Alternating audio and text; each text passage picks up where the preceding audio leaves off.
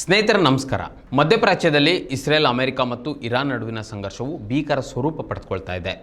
ಈ ಸಮಯದಲ್ಲೂ ಇರಾನ್ ತನ್ನ ಆರ್ಥಿಕತೆಯನ್ನು ಅತ್ಯಂತ ಚಾಣಾಕ್ಷತನದಿಂದ ಬಲಪಡಿಸಿಕೊಳ್ತಾ ಇದೆ. ಇದು ಜಾಗತಿಕ ರಾಜಕೀಯದಲ್ಲಿ ಹೆಚ್ಚು ಕುತೂಹಲವನ್ನು ಮೂಡಿಸಿದರೆ ಇಸ್ರೇಲ್ ಅಮೆರಿಕಕ್ಕೆ ದೊಡ್ಡ ಆಘಾತ ತಂದಿದೆ. ಯುದ್ಧದ ನಡುವೆಯೂ ಇರಾನ್ ತನ್ನ ತೈಲ ರಾಜತಾಂತ್ರಿಕತೆಯನ್ನು ಬಳಸಿಕೊಂಡು ಪ್ರತಿದಿನ ಅಂದಾಜು $139 ದಶಲಕ್ಷ ಅಂದರೆ ಸರಿಸುಮಾರು $1,160 ಕೋಟಿ ರೂಪಾಯಿಗಳಿಗೂ ಅಧಿಕ ಆದಾಯವನ್ನು ಗಳಿಸ್ತಾ ಇದೆ. ಇದು ಒಂದು ತಿಂಗಳ ಹಿಂದಿನ ಆದಾಯಕ್ಕಿಂತ ಈಗಾಗಲೇ 21% ಅಷ್ಟು ಹೆಚ್ಚಾಗಿದೆ. ಯುದ್ಧದ ಸನ್ನಿವೇಶವು ಇರಾನ್ ಪಾಲಿಗೆ ಆರ್ಥಿಕ ಲಾಭದ ಮೂಲವಾಗಿ ಪರಿಣಮಿಸಿರುವುದು ಸ್ಪಷ್ಟವಾಗಿ ಇಲ್ಲಿ ಗೋಚರಿಸ್ತಾ ಇದೆ. ಈ ಆರ್ಥಿಕ ಜಿಗಿತಕ್ಕೆ ಪ್ರಮುಖ ಕಾರಣವೆಂದರೆ ವಿಶ್ವದ ಒಟ್ಟು ತೈಲ ಪೂರೈಕೆಯ ಸುಮಾರು 20% ಭಾಗ ಹಾದು ಹೋಗುವ ಹಾರ್ಮುಜ್ ಜಲಸಂಧಿಯ ಮೇಲೆ ಇರಾನ್ ಹೊಂದಿರುವ ಭೌಗೋಳಿಕ ಹಿಡಿತ. ಪ್ರಸ್ತುತ ಸಂಘರ್ಷದ ಪರಿಸ್ಥಿತಿಯಿಂದ ಸೌದಿ ಅರೇಬಿಯಾ, UAE ಮತ್ತು ಕುವೈತ್ನಂತಹ ಇತರ ಗಲ್ಫ್ ರಾಷ್ಟ್ರಗಳ ಹಡಗು ಸಂಚಾರಕ್ಕೆ ಭದ್ರತೆಯ ಆತಂಕ ಎದುರಾಗಿದ್ದು ಅವುಗಳ ರಫ್ತು ಪ್ರಮಾಣ ಕುಂಠಿತಗೊಂಡಿದೆ. ಆದರೆ ಇರಾನ್ ಮಾತ್ರ ತನ್ನದೇ ಆದ ಸುರಕ್ಷಿತ ಜಾಲದ ಮೂಲಕ ಈ ಜಲಸಂಧಿಯನ್ನು ಬಳಸಿಕೊಂಡು ತೈಲ ರಫ್ತನ್ನು ನಿರಂತರವಾಗಿ ಮುಂದುವರಿಸ್ತಾ ಇದೆ. ಈ ಮೂಲಕ ಬಿಕ್ಕಟ್ಟಿನ ಸಂದರ್ಭದಲ್ಲಿ ಅರಬ್ ರಾಷ್ಟ್ರಗಳಿಗಿಂತ ಇರಾನ್ ಏಕೈಕ ಪ್ರಮುಖ ರಫ್ತುದಾರ ದೇಶವಾಗಿ ಹೊರಹೊಮ್ಮಲು ಸಾಧ್ಯವಾಗಿದೆ. ಅಮೆರಿಕ ಮತ್ತು ಪಾಶ್ಚಿಮಾತ್ಯ ದೇಶಗಳು ವಿಧಿಸಿರುವ ಕಠಿಣ ಆರ್ಥಿಕ ನಿರ್ಬಂಧಗಳ ನಡುವೆಯೂ ಇರಾನ್ ತನ್ನ ಅಸ್ತಿತ್ವವನ್ನು ಉಳಿಸಿಕೊಂಡಿರುವುದಕ್ಕೆ ಚೀನಾ ದೇಶವು ನೀಡುತ್ತಿರುವ ಬೆಂಬಲ ಪ್ರಮುಖವಾಗಿದೆ. ಇರಾನ್ ಉತ್ಪಾದಿಸುವ ಕಚ್ಚಾ ತೈಲದ ಬಹುಪಾಲು ಇಂದು ಚೀನಾಕ್ಕೆ ರಫ್ತಾಗ್ತಾ ಇದೆ.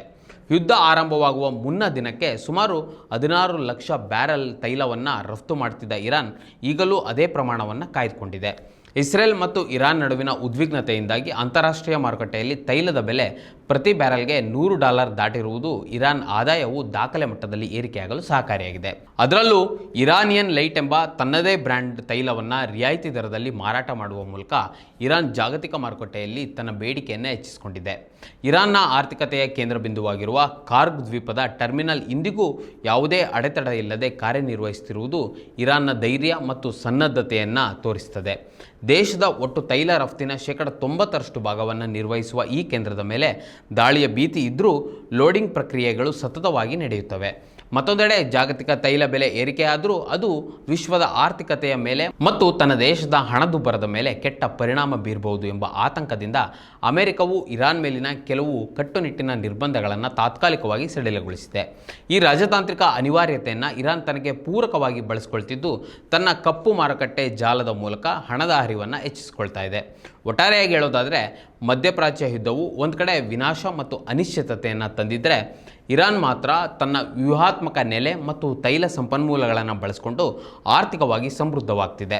ಈ ಹೆಚ್ಚುವರಿ ಆದಾಯವು ಇರಾನ್ನ ಮಿಲಿಟರಿ ಶಕ್ತಿಗೆ ಮತ್ತಷ್ಟು ಬಲ ನೀಡುತ್ತಿದ್ದು ಜಾಗತಿಕ ತೈಲ ಮಾರುಕಟ್ಟೆಯಲ್ಲಿ ಇರಾನ್ನ ಪ್ರಭಾವವನ್ನು ಅಲ್ಲಗಳೆಯಲು ಸಾಧ್ಯವಿಲ್ಲದಂತಹ ಪರಿಸ್ಥಿತಿ ನಿರ್ಮಾಣವಾಗಿದೆ.